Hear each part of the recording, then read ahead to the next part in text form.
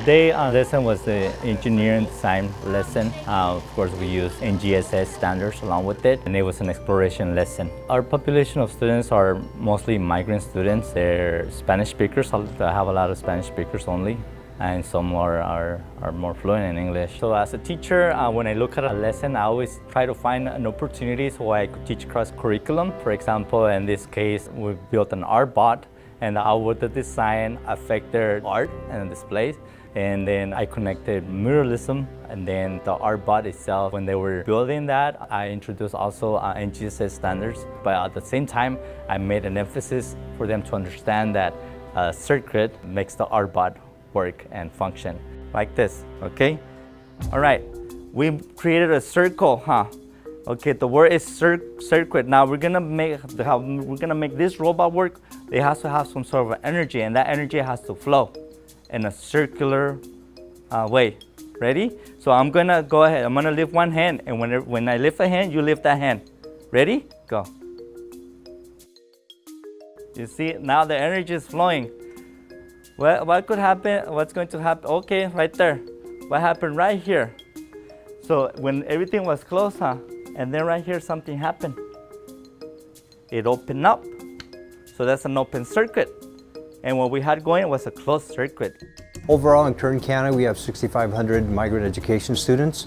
These are students who qualify because their parents are seasonal migrant farm workers, and we're providing support for those students because they have a disruption in their education. We're able to provide summer school, Saturday academies, and it's so fun, it's engaging. You gotta have that connection with kids. And one important thing about our program, it's not mandated. Kids don't need to show up, so we need to make it educational, number one, but also fun, engaging for the students in order for them to come back every single day.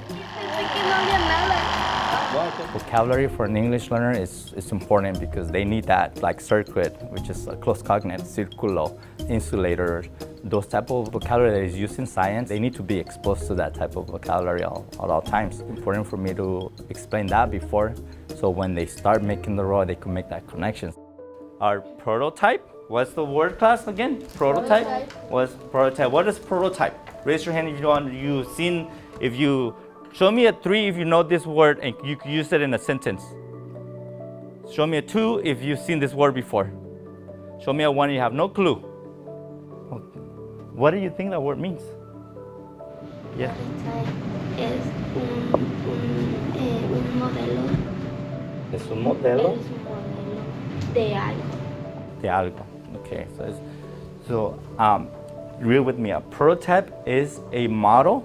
A model es un cognado. It's a cognate for, okay? It's similar. It's a similar Spanish. You say it the same way in Spanish and in English. Model of something. So read it with me one more time.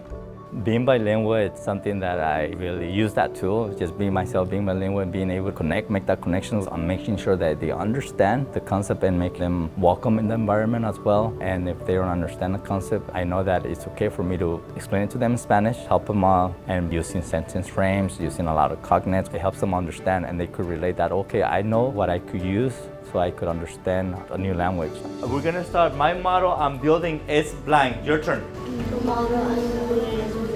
Okay. Students, they need to be able to learn from their mistakes and refine what they already have to make it work. If it's not working, if you're not satisfied with what you already have, what can you do to make it different?